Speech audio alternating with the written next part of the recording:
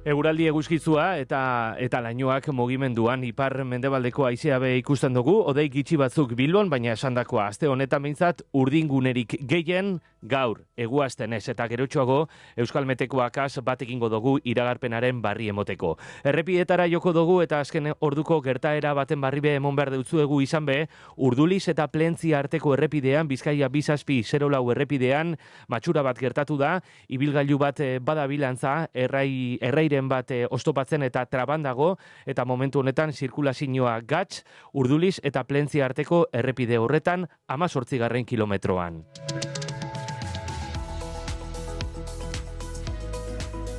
Eta gaur gure 8:30 alkarrizketara, Eudeleko presidentea eta Derioko alkatea dana, Esther Apraiz, konbidau dugu. Ester, egunon, eta ondo etorri. Egunon dan hori. Pasadan irailetik Euskadiko Udalen mankomunidadeko buruz abilz, Eudeleko presidente, zelan joan dira hilabete honek, eta zeintzuk izango litzatekez momentu honetan Eudelek maigainean daukasan proiektu nagusiak? Bueno, zuk esan dozun bezala, 8 hilabete inguru daroa da elkarte buru bezala Eudelen, irailetik, eta, bueno, aukera izan dut Eudel hobeto ezagutzeko, eta aurkitu dudana, egia esan, ondo dagoela pentsaten dut. Alde batetik erakunde heldu bat aurkitu dut, lantalde profesionales osotutako lantalde indartsua, eta argi daukana udalen zerbitzura dagoela, eta udalekin elkarlanean aritu behar dena. Mai gainean ditugun proiektuei dagokionez, esan dudan bezala, lantalde profesionala da eta langilea ganera, eta mai gainean baditugu proiektu asko. Orain onartzear badaukagu ordenantza bat, eta baita emigratzailei harrera egiteko protokolo bat, biak aurrera taratzeko lan sistema, berdintzua da, Eudelek normalean lan egiten duen sistema da, udaletatik behar izanak heltzen jakuz, eta guk lantalde bat osatzen dugu, eureke planteatzen dizkeguten behar izanei erantzun emateko. Orduan, animalien babesarako ordenantza egiten gabiz, eta ordenantza hori egiteko eudaletako teknikari ezberdinak hartu ditugu, eta horrek danon artean eredu bat prestatu dute. Eredu hori gero Eudelera kartzen dabe, batzorde eragilean onartua izateko, eta gero hori ja udalen esku jartzen dugu, izan ere, udalek bete behar bat daukate animalien inguruan, bai autonomi lege, Euskadiko autonomi erkidegoko legeak horrela eskatzen, bete behar hori jarri duelako, eta baita estatuko legeak ere. Eta gero bestetik ere, esan doan bezala, harrera protokolo hori berdintzu landu dugu, imigratzaileen udal teknikarekin batera, eredu bat prestatzen ari gara, Eusko Jaurlaritzako biltzen aholkularitzagaz batera, eta amaituta dagoenean, barriro be Eudeleko batzorde eragilera eramango dugu, bertan eztabaidatuko dugu, eta onartu, eta gero ja udalen esku jarri. Gero udal bakoitzak, berak ikusiko dau, zer dan ordenantza edo protokolo horretatik hartzen duena, bere osotasunan ardezake, aldaketak sartu ditzake, azkenan haien udal autonomia errespetatu behar delako.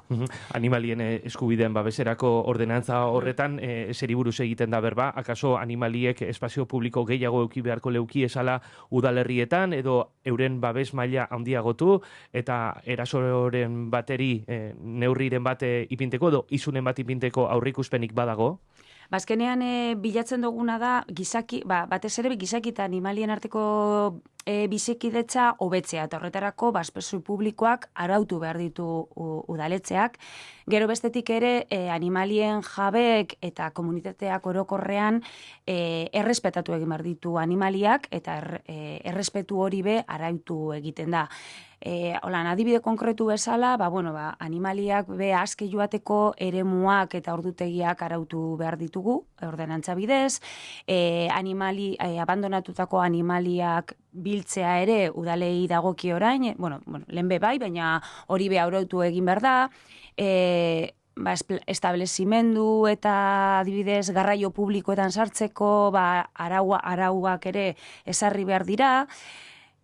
Hori batez ere, animaliak orokorrean eta txakurrei begira batez ere, baina gero bebai gaur egun udal askotan katuen koloniak dagoz, eta horrek gestionatu egin behar dira, eta hori arautu egin behar da. Eta guzti hori ordenantzan jaso. Gai honetan udal batzuk dagoeneko erabakiak hartuta daukiez, eta ordenantza bat badaukie eudeletik hau guztia zelan edo alan orokortu nahi da, edo zelan baiteko neurri amankomun batzuk proposatu nahi dira?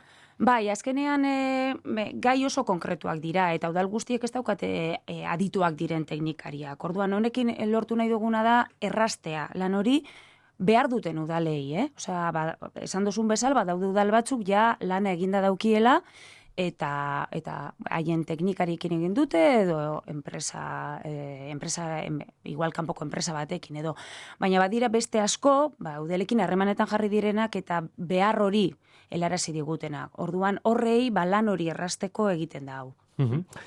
Udalek gaur egun lurzoruagaz ze hartu emon daukie, eta Euskal Lurzoru lege barrira gokitzeko zeintzuk pausu emon bar dira, irakurri dugu Bizkaiko Foru Aldundiak €1.000.000 emongo deutzela, 7.000 biztanletik beheragoko udalerriei, zelako egokitzapena egin behar izaten dabe? Egokitzapen hau legeak eskatu egiten dau, eta 2006an lurzoraren gaineko legeak, Euskal legeak, esartze ban, zelan udalerri guztiak egokitu bar ziren lege horretara. Epe bat ematen zan, udaletxe askok ez dugu bete epe hori, eta gero luzatuz joan dira epeak. Orduan, Bizkaiko Foru Aldundiak urtero ataratzen dauen diru laguntza bat da, batez ere, udaletxe txikiei laguntza emateko. Prozesu hauek, egokitzapena printzipioz 2006ko legeari da, baina urte guzti hauetan ere beste araudi berriak atera dira, eta horietara egokitu behar da planeamendua. Eta egokitzapena hau egia da prozesu luzeak direla, garestiak, konplexuak, orduan, diruagaz lagundu egiten bada, honek erraztu egiten da udaletzen lana. Eta dinot bagara, derion prozesu horretan gabiltza, Bagara udaletxe asko, prozesu horretan gabiltzala, eta, ia planeamendua egokitzea lortzen dugun. Aiatu dugu, 7.000 biztanletik beragoko udalerriei emoten jakela diru laguntzea, kontua da, orain dala esasko, Derioko udalerriak 7.000 biztanleen langa hori gainditu dauela, emoten dau gero eta biztanle gehiago pilotuten da bilela, Derio, esteri gerri dozue, Bilbon bizi ziran familia batzuk Deriorako bide hartu dabela, eta Derion bizitzeko erabaki hartu dabela? Bai, badaukagu jentea, Derioko jentea bertan lotu da bizitzen, baina egia da kanpoko jentea bai etorri dala, Bilbotik, eta beste udalerri batzuetatik ere. Eurekin hitz egiten dugunean, esaten dozkue, azkenean hurbiltasuna gaitik, igual parke teknologikoan lan egiten dutelako, printzipioz etortzen direla, esan ez, hiritik herrira goaz, baina gustura dabiz. Eta etxe bizitzaren prezioak hortxe eraginik eukileike? Bai. Ez tekie Bilboko prezioak ezberdinak dira, altuagoak dira, eta Eta egia da Derion astiro, baina eraikitzen egondala, beraz, badaue etxe bizitza salgai dau. Udalen finantziazio nagusia, bereki herri ertain eta txikietan askotan gertatzen da, udaletxetik, udalkutxatik dator. Udalkutxa da, finantziazio sistema bat, Bizkaiko Foru Aldundiak kontrola egiten dauena, eta udalerriei zergetatik eratorritako diru ekarpenak banatzen jakez urtero. Finantziazio horretarako erizpide batzuk egon dira, orain arte, eta momentu honetan indarrean dagoz, besteak beste populazioarena, hau da, udalerri bakotxan dagoan populazioaren arauera, diru bat edo beste emoten izanten jako udalerri horreri. Emoten dago aurrerantzean, beste erizpide batzuk kontuan hartuko dirala. Udalerri horrek jasoten dauzen migratzaileak, edo herriak ingurumena jagoteko martxan jarten dauzen proiektuen kopurua erizpide barri batzuk izan leitekez. Ez dakit zeintzuk erizpide barri gehiago zenbatu geinkezan, zerrenda honetan, edo zelan dauan hausia guztia, Ester? A ber, momentu hauetan, Bizkaiko diputatu nagusiak konpromisoa hartu eban irizpide horiek aztertzeko eta horretarako, berraktibatu eginda batzorde misto paritario bat. Bertan, udaletxeak egongo dira ordezkatuta eta baita Bizkaiko Foru Aldundia. Bertan, hitz egingo da irizpide horien inguruan. Zuk esan duzun bezala, gaur egun, proportzionaltasuna kontutan hartzen da, eta gero esan dituzun, aipatu duzun irizpideren bat. Uste dut argi dagoela populazioarena eta presio fiskalarena mantenduko direla. Gaur egun, erabiltzen diren irizpideak, enpleguarena, eskola unitatena, eta da. Baina, esan duzuzan irizpide berrien inguruan, bai, entzun izan da, baina guzti hori batzorde horretan aztertu egingo da.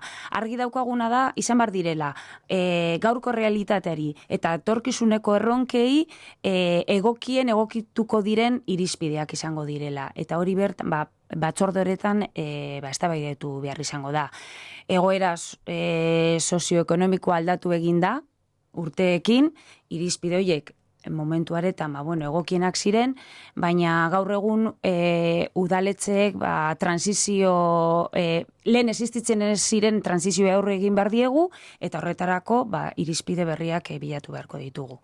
Baina mai gainean oraindik, zuk esan dozuna entzun izan da, baina oraindik batzorde hori berraktibatu egin behar da, eta laster hasiko dira lehenengo batzarrak izaten. Kontua da, Bizkaiko lurraldean demografia aldatu dala, ez da, eta udalerri askotan sekulako aldaketea eta askundea ikusi dugu, batetik Urduliz, Uribe kostan, bestetik Bilbondoko Etxebarri, izan da beste adibide bat, eta egia da, gerota migratzaile gehiago datozala, sorionez ze aste honetan bertan egin dugu berba, ametik eta urte batzutara beharko diran lanpostuei buruz, eta beste leku batzutan gerota eskola gehiago, familia gazte gehiago, aldaketak horregongo dira.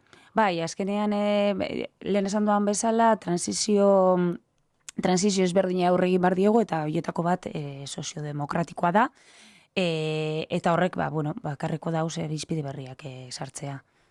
Herri txikiak aitatu dugu, herri ertainak bebai, udalkutxatik herri txikiagoei diru gehiago emoteko bideren bat ikusten dozu, egia da, herri txikiek eukitan da bezala zailtasunik handienak, ez da, finantziazio on bat eukiteko. Hori mai horretan edo batzorde horretan landu beharko da. Oraintzu, adibidez, Gipuzkoan Eudel eta Gipuzkoako Foru Aldundiagaz batera lortu dugu herri txikienei 1.100 biztanle baino gutxiagokoek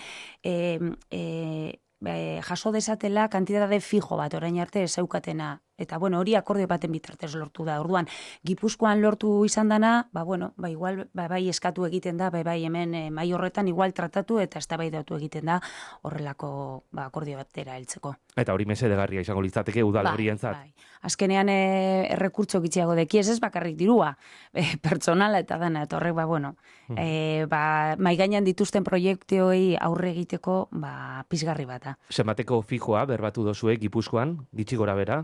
Ez dakit fijo. Irakurri dut, baina hainbeste datu ja buruan. Bilbora torriko gara. Bizkaiko alkate batzuk salatu dabelako Bilbok finantziazio kontuetan tratu mesedegarria daukala. Eta proportzioan beste udalerri batzuk baino askoz diru gehiago jasoten dauela. Juan Maria Burtori, Bilboko alkateari galdetu dautzagu irratsaio honetan bertan gai horri buruz. Eta Juan Maria Burtok esaten euskun, Bilbora bizkaitar asko etorten dala eta eurei zerbitzuak emoten jakezala. Zu gai honetan zer etxideko zu?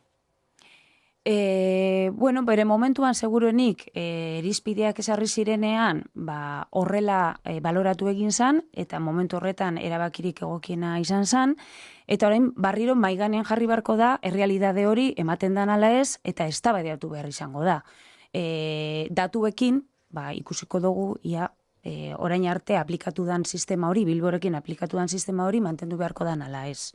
Baina ez daukat datu askorik momentu honetan iritzi bat emateko. Baina, hori. Aztertu beharko dala, fijo. Bere momentuan seguruenik erabaki hori hartu zan, arrazoiak egon zirelako, eta oin aztertu beharko dira arrazoi horiek. Next Generation laguntzak aitatzen goaz. Europatik etorritako laguntza honekaz proiektuak jarri izan dira martxan, Euskal Autonomia Erkidegoko makina bat udalerritan, enpresa batzuk salatu dabe laguntza honek geratute dauzela. Zuek be udalerrietan hori gerri dozue? Egia da burokrazia asko eskatzen dala, horretarako udelen laguntza gabiz emoten udalei burokrazia asko eskatuten dela, eta erantzuna, gero, deialdiak urtetzen dira, udaletxeok deialdira aurkeztu egiten gara, eta egia da gero erabakia tardabo egiten dagoela heltzen. Orduan, hor sabiz, ez dakizula, egia da, hasieratik esan oskuela udaletxei proiektuak aurkezten doguzan proiektuak izan daitezela gure diruagaz finantziatu aldo guzanak. Gero, Europatik laguntzak badatoz, hobeto, ez? Baina jakin da hori, epe luzerako laguntzak direla eta, zuhurtziaz jokatzea. Baina bai, gabize ikusten, epe luzean irtetzen ari direla erabakiak. Baina, ongi etorriak dira danak, Ze orain momentu honetan, agintaldiaren hasieran gauz, proiektu pilo bateko guz mai gainean, 4 urte hauetan aurrera atarateko, eta diru laguntza edo finantziazio gehigarri hauek ongi etorriak dira, udaletxe guztietan. Zure agintaldia azteko erabilizan duen diskurtzoan, irakurketaldi horretan, udalgintza feministeari buruz egin zendun berba. Urteak dira, udaletan bardintasuna lantzen hasi izan zala. Bardintasun kontuetan, udaletan, Euskadin zertan egin da aurrera, eta zer geratzen da lortzeko?